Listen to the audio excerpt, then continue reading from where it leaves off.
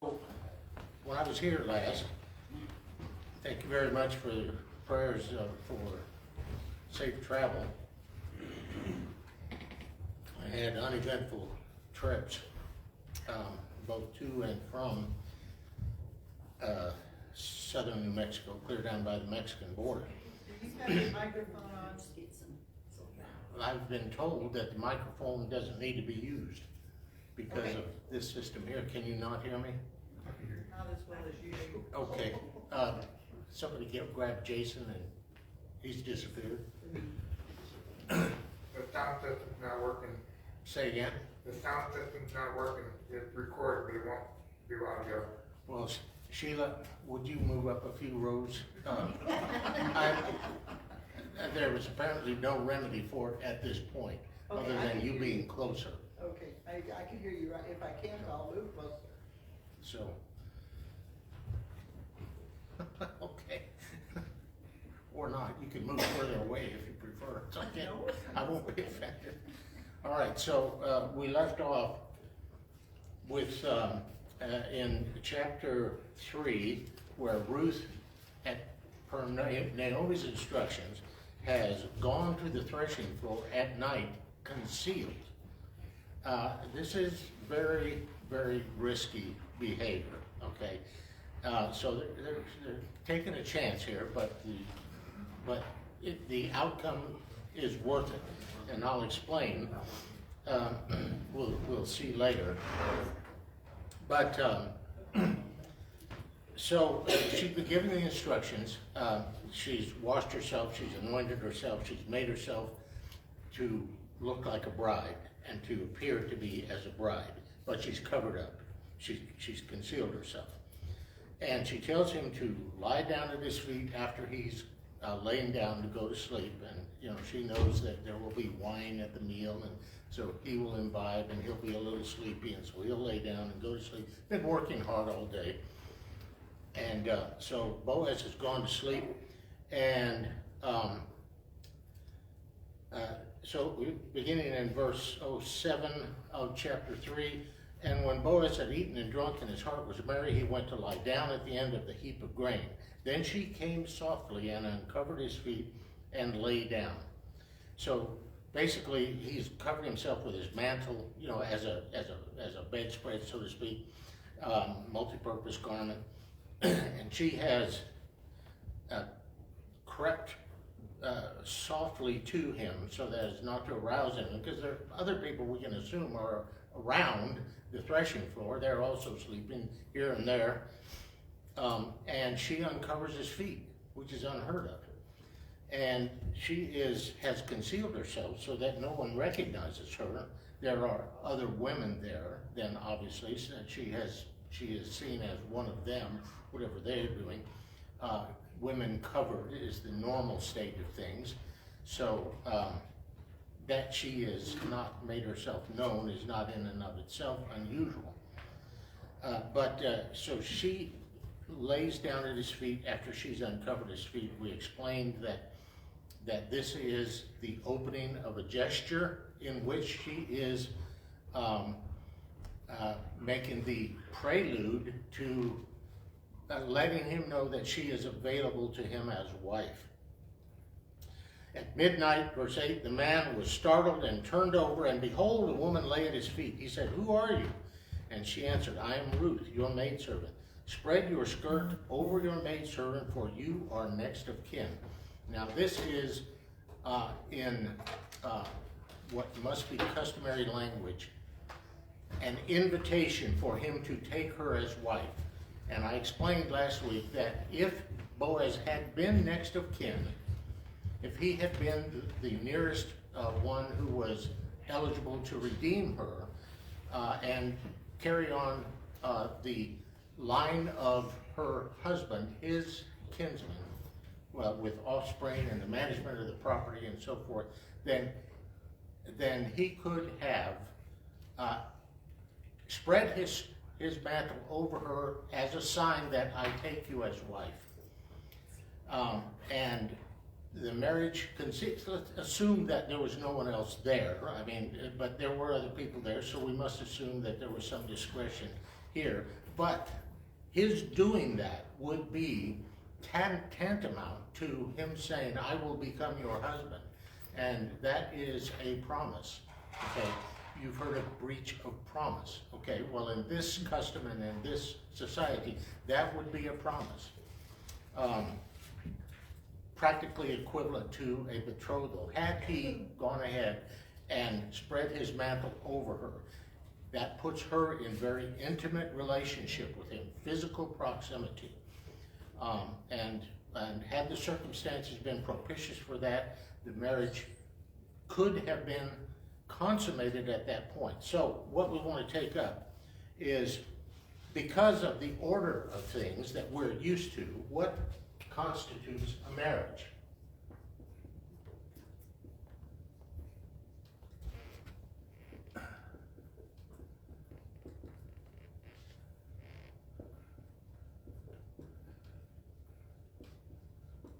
What constitutes a marriage? So, given you have, first of all, marriage is the oldest human institution. It predates religion. Marriage predates religion. Okay? We just have to understand that. In all cultures, across all times, through all possible permutations of human civilization, marriage is the oldest of the human contracts, so to speak. So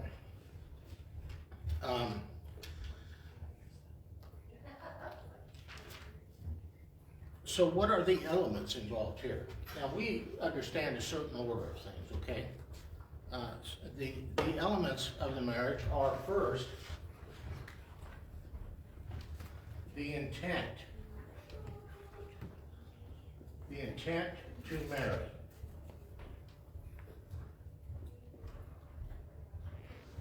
The intent to marry. And this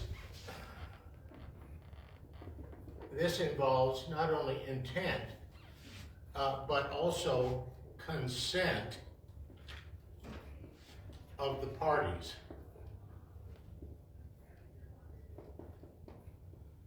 You have to have mutual agreement here. You not only have an intent to marry, have to have an intent to marry, but you have to have consent of the parties. And this is why forced marriages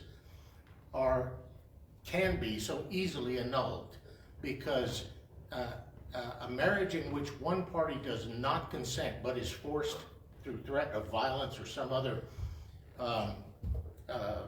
means is simply not a valid condition, does not meet this first requirement here, okay? The second is public declaration. Joseph took Mary, his betrothed, on the journey from Nazareth to Bethlehem, under the order of Quirinius, that every man should return to the city of his birth for the purposes of the census. They were betrothed at that time. It's necessary for us to understand the importance of the betrothal. This union had not been consummated, but in the eyes of everybody, including their families, they were married.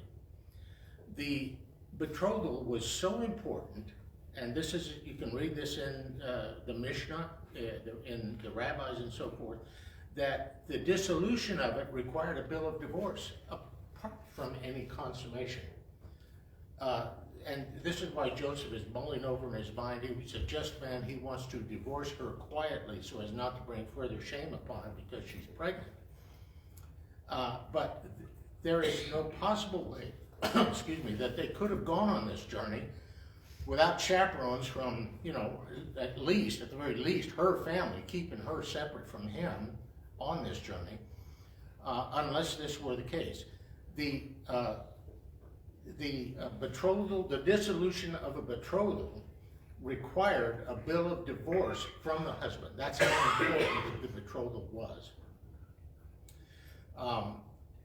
Now, in later Judaism, the betrothal of an unmarried virgin to a man could take, that is what we would call the engagement period, up to a year, okay?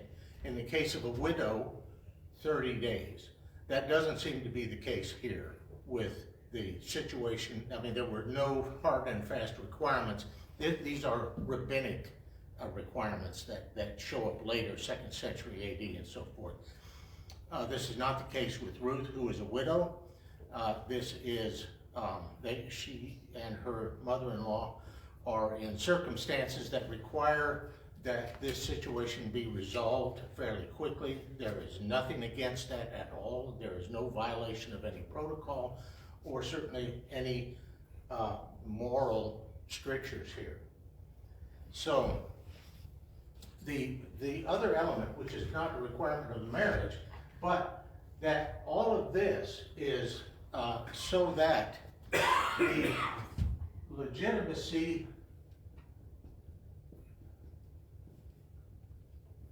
of the offspring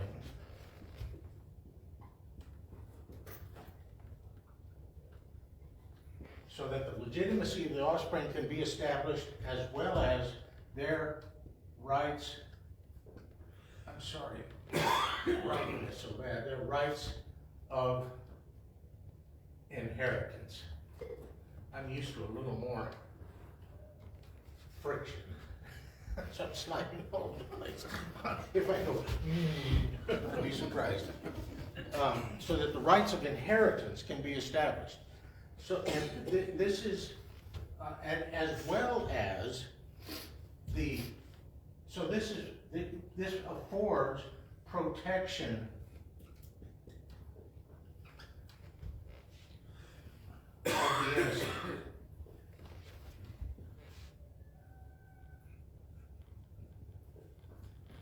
The innocent being the offspring, as well as the wife, who has a right to be protected and not taken advantage of. Recall Tamar, who was the sister-in-law of Onan, who was next in line to raise up offspring to his brother who had passed away, son of Judah. And Onan took advantage of Tamar. He lay with her sexually and then did not complete the act, so as basically just taking advantage of her for his own pleasure without fulfilling his duty to her. And then that problem is compounded. Onan is slain by the Lord because of that wickedness. Her rights, however, and the failure to honor them and the failure is compounded by Judah's failure to then complete his obligation to her to get her married to the next son in line. So the protection of the innocent, the legitimacy of the offspring, all of this is why society has marriage. So this seems odd to us that Ruth would go to Boaz, uncover his feet, a very forward gesture, lay down at his feet, even more forward, and then invite him to spread his mantle over her, which is in fact inviting him to take her as wife. So these elements, not necessarily in this order, in this exact order, are part of any marriage, okay?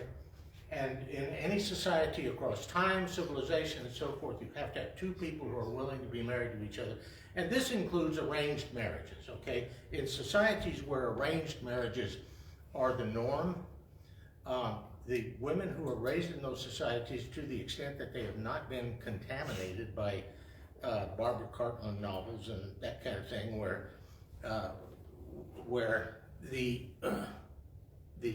feminist notion reigns dominant, that women have to be supreme, or women have to be on their own and they have to make their own decisions and this, that, and the other thing. In societies, certainly from this time, a woman remains in her father's house until she is married. She doesn't go out and get an apartment on her own and go get a job somewhere. This is unheard of. So, and even today, you have arranged marriages.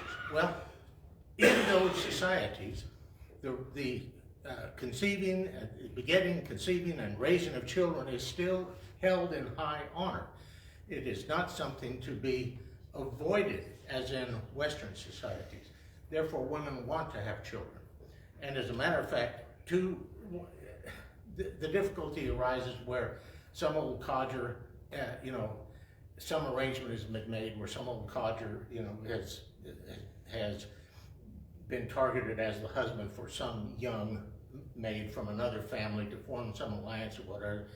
You can see that this is going to be very difficult for her, at least. But I mean, in the normal course of things, where two younger people, young enough to still have the normal impulses of people, are betrothed to each other without even knowing each other, may not even meet each other until, right before the wedding, and then are married to each other, these two people will form a union. They will have children. They will grow to love each other. The normal sexual impulses will do their job, and as far as the attraction and so forth is concerned, all of that will take place in the normal course of things. That is foreign to us. We can't, those of us who are raised thinking that, marriage has to be formed only by love, you have to fall in love with somebody.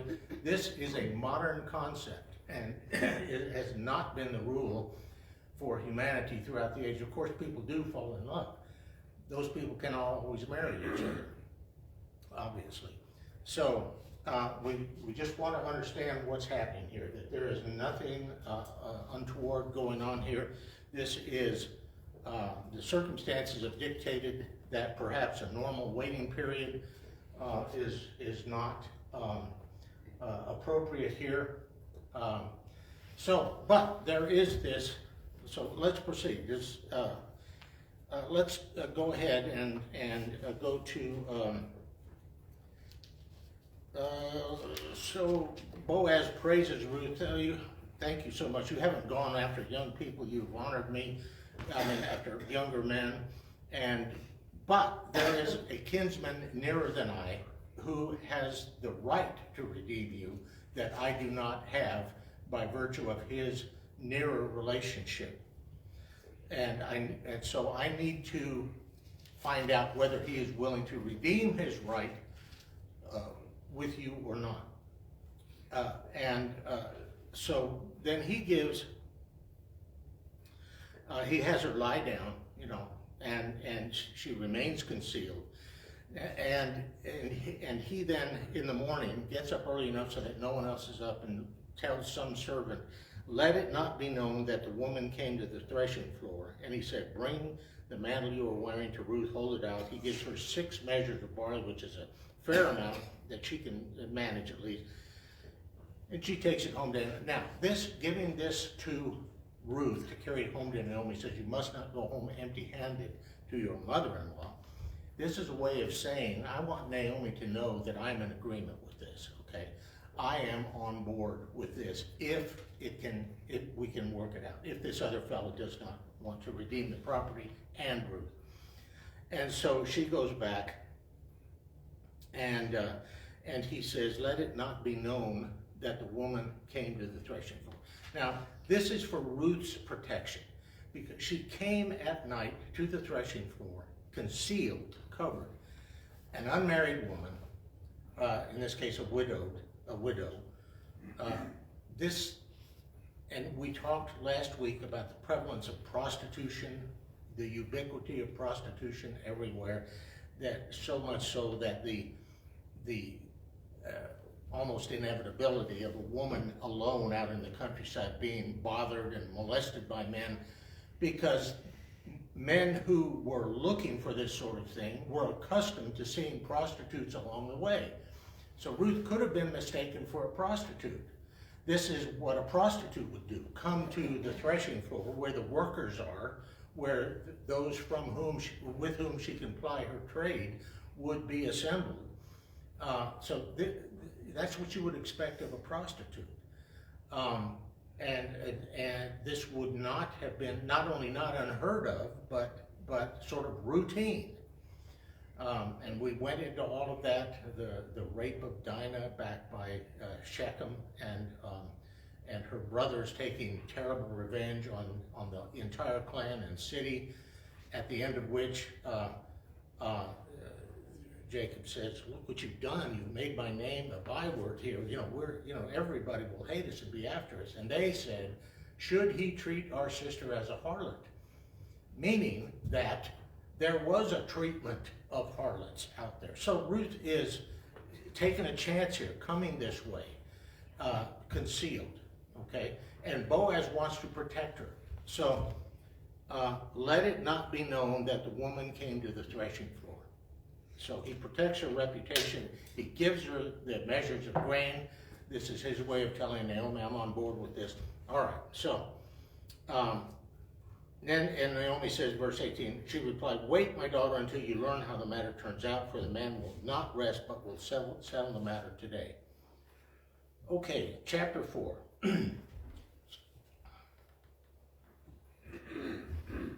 How are you doing, Sheila? Can you hear me? Good, okay.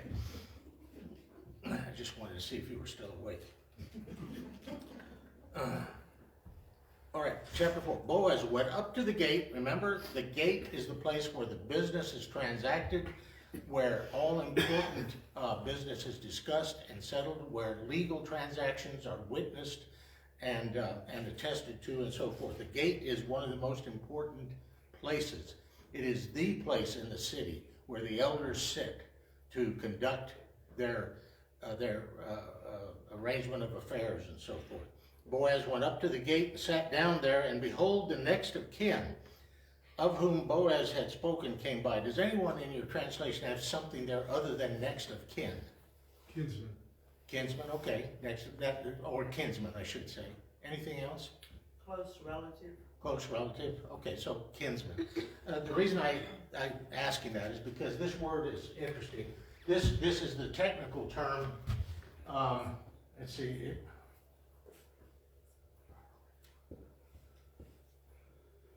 It comes from this verb, ga'al, which means to redeem or to deliver.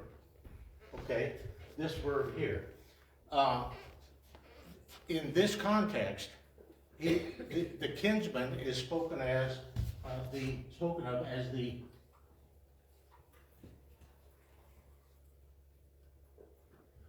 goel.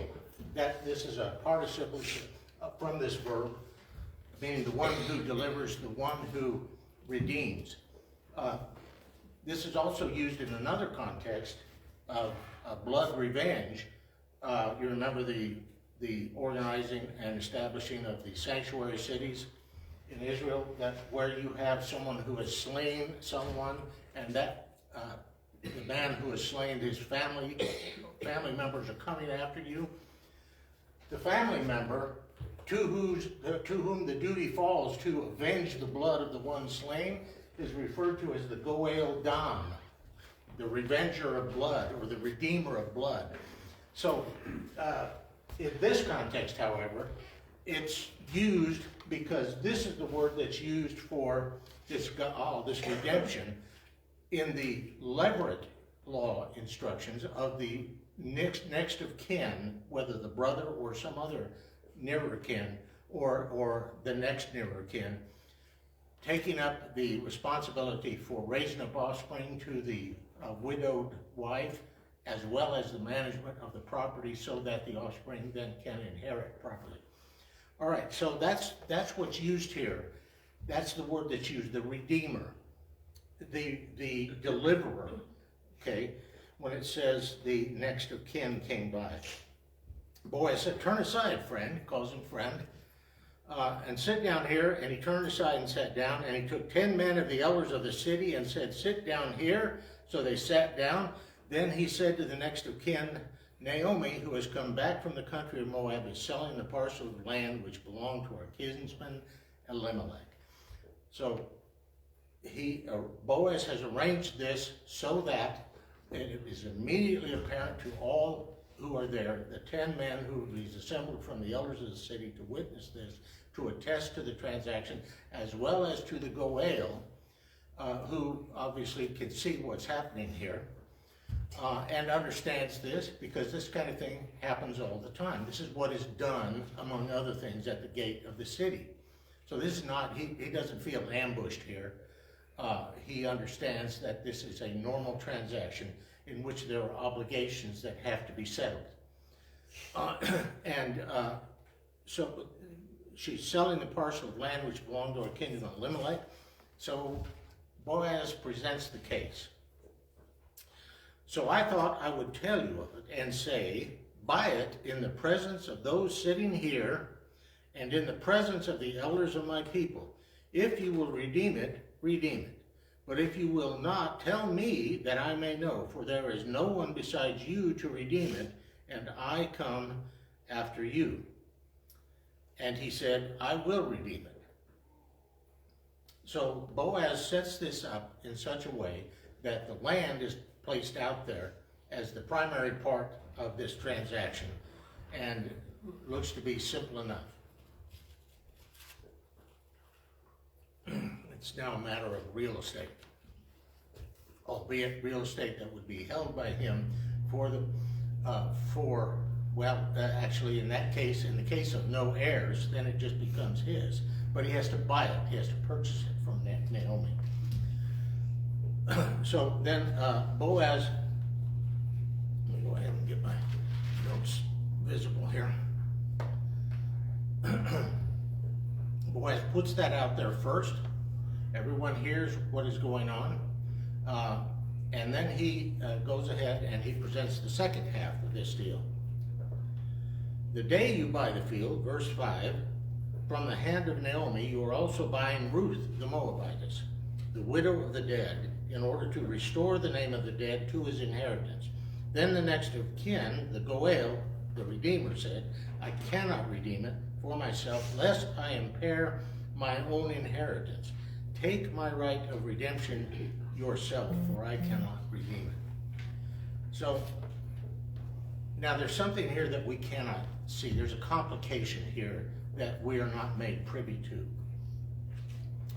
Because in the normal course of things, the Levirate law transfers the property to the next of kin, and the widow of the man becomes his wife, and he raises up heirs who will be called after the name of the man who has passed away. They will continue his line, and they will continue once they are of age with the land that is managed, cared for by the Redeemer, so that the dead man's name can continue among his brethren. This is the normal course of things, and that these events, these affairs, would be held separate from the man's own property, his own heirs by his existing wife, and any future heirs by his existing wife at the time. That these would simply be parallel realities, okay? But there's some complication here that the Redeemer says prevents him from doing this because it would impair his own inheritance. We can't see what this might be. We can conceive of any number of reasons why the next of kin in any situation would not be able to, or would be unwilling to redeem the wife and carry on his duty as the father of the children through her for the deceased man. For example, you know, let's turn over to Deuteronomy 25, 5 through 10, where the Levirate law is laid out. Deuteronomy 25.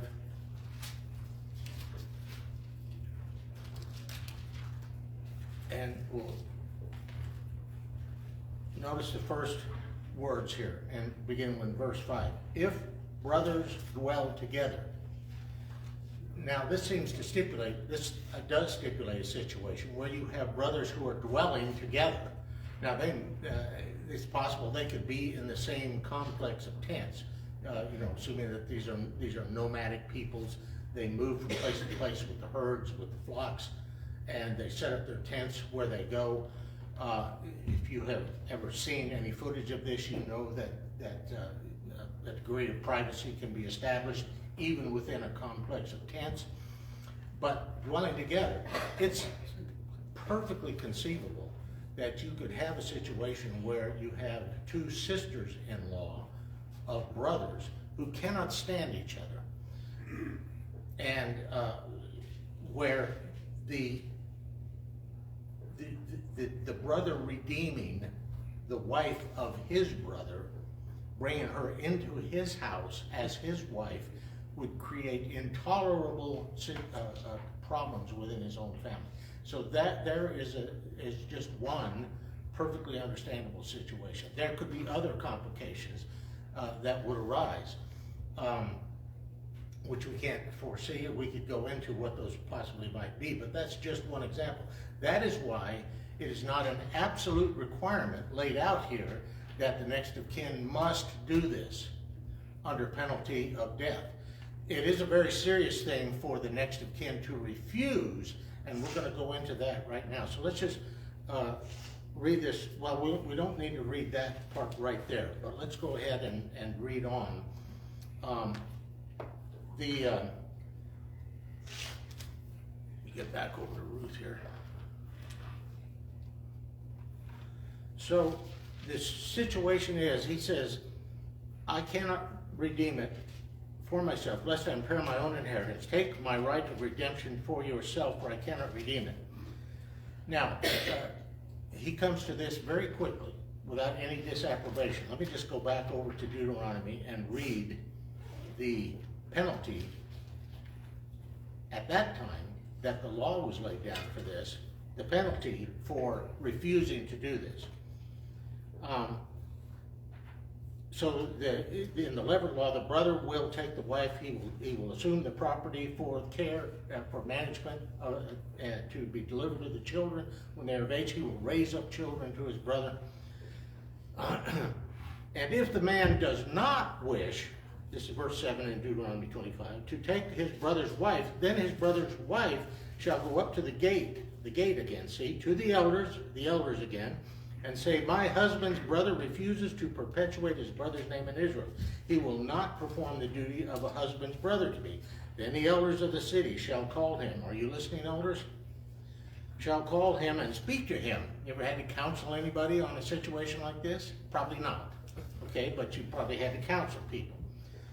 Then the elders of the city shall call and speak to him, and if he persists, saying, I do not wish to take her, then his brother's wife shall go up to him in the presence of the elders and shall pull his sandal off his foot and spit in his face, and she shall answer and say, so shall it be done to the man who does not build up his brother's house. And the name of his house shall be called in Israel, the house of him that had his sandal pulled off. This is harsh. This is very harsh. This is for someone who refuses. He is the next of kin, but says, I do not wish to take her. Maybe he can't stand her. You know, there have been cases where brothers-in-law could not stand their sisters-in-law. I've heard of such things. We don't know, but he is willing to take the consequences. And for whatever reason, he does not wish to do this. Maybe he couldn't stand his brother and doesn't want to raise up offspring to him. But this shall be done. She shall pull his sandal off, spit in his face, and say, so shall it be done to the man who will not raise up offspring to his brother, and he shall be called in Israel, his house shall be called in Israel, the house of him that had his sandal pulled off. So there is not only shame and disapprobation and disgrace, dishonor, applied to the man himself, but also to his family. This is a very, very harsh thing. So now let's turn over to Ruth here, verse 7 of chapter 4. Now this was the custom in former times in Israel concerning redeeming and exchanging. To confirm a transaction, the one drew off his sandal and gave it to the other, and this was the manner of attesting in Israel. So here you have the same, you have a sandal being removed, but a different dynamic going on here. And so what is, I have a note in my Bible that I want to read to you on this. The custom here attested is somewhat different from that prescribed in Deuteronomy 25, 7 through 10, either because the situation is more complicated than the one envisaged there, or because the passages represent different stages in the development of Hebrew law. Now, I don't think you have to go that far to arrive at where we are here with Ruth. First of all, you have centuries between the law as Levirate law is laid down in Leviticus, Deuteronomy, and the book of Ruth, which is written, not written, but the events of which take place during the period of the Judges, although it's written down much later. And what I think is that the vagaries, as well as the various permutations of details that can exist, allow for another situation. In the situation where there is only one kinsman who is eligible to redeem, and he refuses to do it, you have left the widow in a desperate circumstance, okay? This is a dishonorable thing. Even though that law does not require him to do it under penalty of death, it does require that he do it under penalty of dishonor and shame, not only to himself, but to his family. Where he is the one, and what I think is going on here is that there is no one else who can perform the redemption of the widow. Here, you have two kinsmen, one who is nearer and one who is next in line, one who, for complications and reasons that we don't know, is unwilling or unable to do this, and yet knows that Boaz has already told him, if you will not do it, or I think he says, if you will not redeem her, then tell me and I will do it. So here you have two kinsmen available, and one of whom won't do it for whatever reason, can't do it, sees a complication that we are not privy to, and the other who has already stated his willingness and ability to take up the redemption himself. So that this custom of the sandal removal is completely altered. Here, as the text itself states, this was the custom in former times in Israel concerning redeeming and exchanging, and the author of the book is referring to the custom that existed at the time that these events took place, okay? To confirm a transaction, and this is the confirmation of the transaction. The one drew off his sandal and gave it to the other, and this was the manner of attesting in Israel. Now, what is the transaction that's being confirmed here? The transaction that's being confirmed here is his passing of his right of redemption to Boaz. And the sandal involved is the symbol which he himself removes. It is not forcibly pulled off of his foot by the angry widow just before she spits in his face and denounces him in public in front of the elders and everybody. He removes it voluntarily and gives it to the other. And this is the symbol that he is passing his right of redemption to the next eligible kinsman, in this case Boaz, who's already stated his willingness and readiness to take up this point. Can you wait just a moment? I'll conclude and in just a second here and leave a time for questions. So then Boaz says, you are witnesses this day that I have bought that from the hand of Naomi all that belonged to Elimelech and all that belonged to Chilion and to Machlon, also Ruth the Moabitess, the widow of Machlon, I have bought to be my wife to perpetuate the name of the dead in his inheritance, that the name of the dead may not be cut off from among his brethren, and from the gate, notice that again, of his native place. You are witnesses this day. And then the elders confirm their part in this transaction, their attestation that this has taken place. This legal transaction has been resolved and completed. Then all the people who were at the gate and the elders said, we are witnesses. May the Lord, and then the blessings upon them. May the Lord make the woman who is coming into your house like Rachel and Leah, who together built up the house of Israel. May you prosper in Ephrathah, that ancient name of Bethlehem, and be renowned in Bethlehem, and may your house be like the house of Perez, whom Tamar bore to Judah, because of the children that the Lord will give you by this young woman. So Boaz took Ruth, and she became his wife, and he went into her, and the Lord gave her conception, and she bore a son. Then the women said to Naomi, now the women come back, these women who commiserated with her when she first came back, her friends who loved her, respected her. The women said to Naomi, blessed be the Lord who has not left you this day without next of kin, and may his name be renowned in Israel. He shall be to you a restorer of life and a nourisher of your old age. For your daughter-in-law who loves you, who is more to you than 7 sons. This is an amazing statement. How highly regarded Ruth is by the people in this town.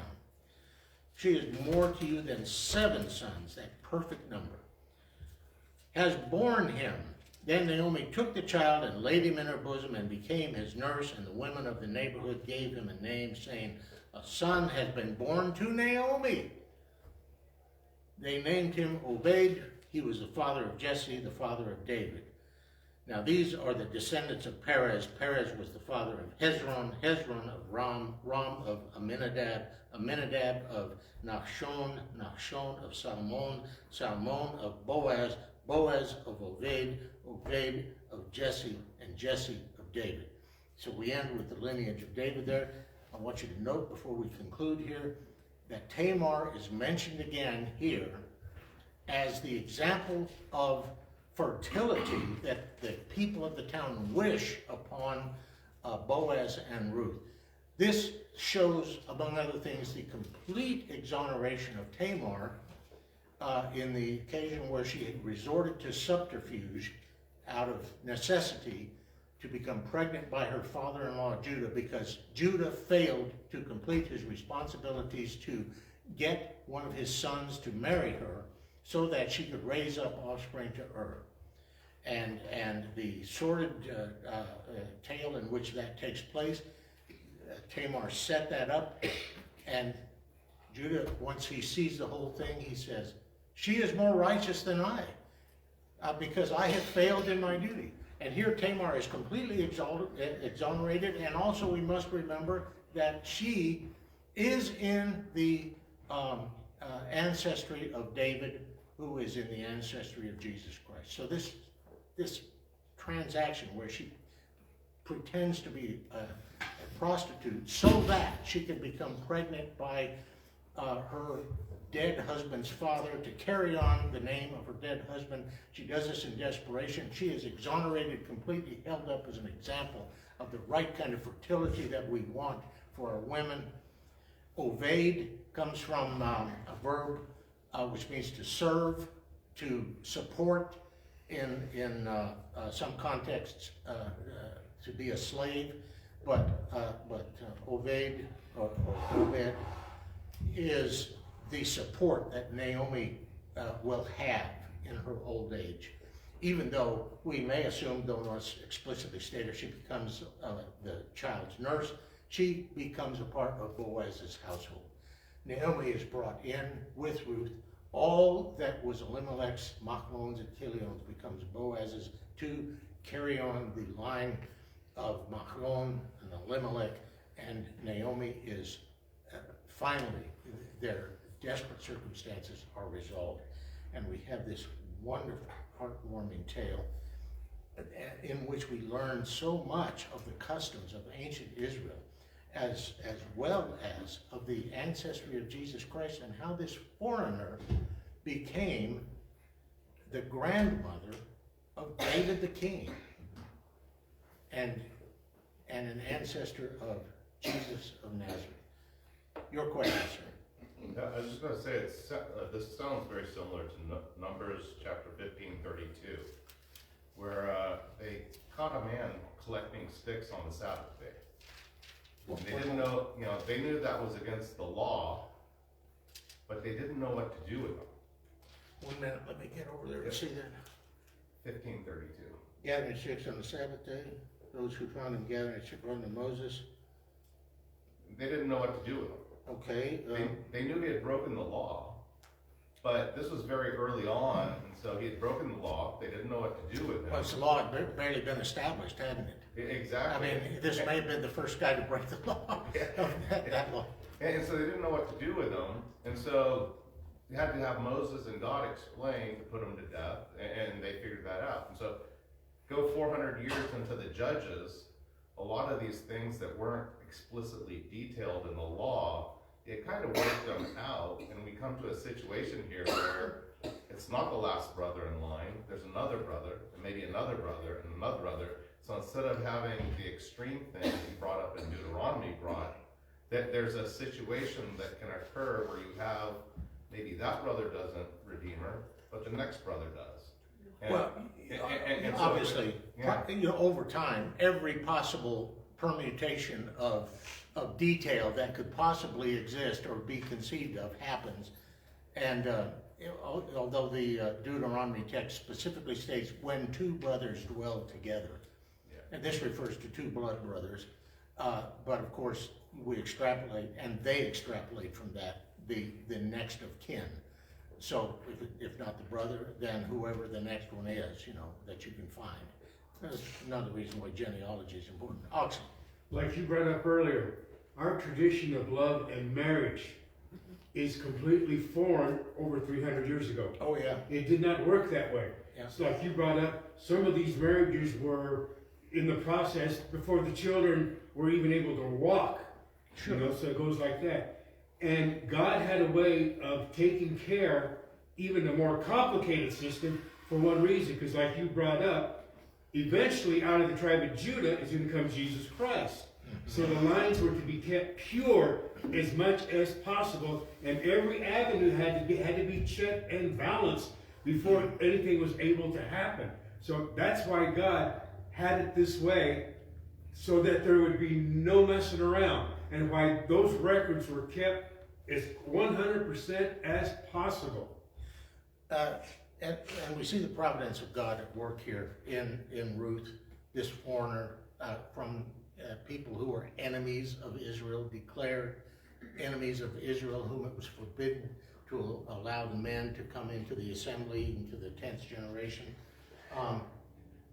And the marriage itself, I mean, if you've seen any kind of sort of National Geographic footage or any of this kind of, where you see what marriages look like around the world, very different ceremony, but there's always some kind of rite, some kind of ceremony, whether it's jumping over a broom, whether it's laying a dead monkey at the hut of the bride's father, or whatever it might be. There's something to indicate that this union is going to take place, has taken place, and then it's been consummated. And once again, you have the right of inheritance, the legitimacy of the heirs, and the protection of the innocent that are involved. The innocent, in this case, being the widow or the virgin maiden who's coming from her father's house and has the right to go to her husband and become his wife, and the whatever conditions inhere to the wife, to the legitimate wife of any man in any society, she has a right to expect that, and not to be sexually taken advantage of and abandoned. Okay, the protection of the innocent is one of the most important reasons for the marriage, including the children and the wife. One more point I'd like to bring. Yes, go ahead. Is that Israel esteemed this woman highly. She was an outsider, but they could see the sincerity of her heart, that this woman was just as good as any Jewish woman was. Mm-hmm. So that says a lot about her right there. Oh yeah, and better than some, certainly. And once again, this is the providence of God, showing that that the economy of God, the religion of God, the society that God has established, the kingdom of God, so to speak, is open for those who will receive it to come in and to be blessed by it and to bless others in it. And like Hagar, outsider who was brought in. Look at Cornelius, the noble pagan, the centurion in the New Testament, who is a fine man, a pious man, and a proselyte. Far better man than many of the Jews that are surrounding Jesus and the apostles, trying to kill them at every hand and so forth. You have to recognize that these are out there that are outside the kingdom but are looking for a way in, and this is the providence of God to provide that way for them to come in. And so this is just a wonderful, wonderful book. I mean, if anybody cannot be uplifted by this, is not paying attention. Next week we will start with the book of Jonah in our ongoing series of Israel's relationship with non-Jews. Okay? Any other questions, by the way? No? Okay. Thank you very much.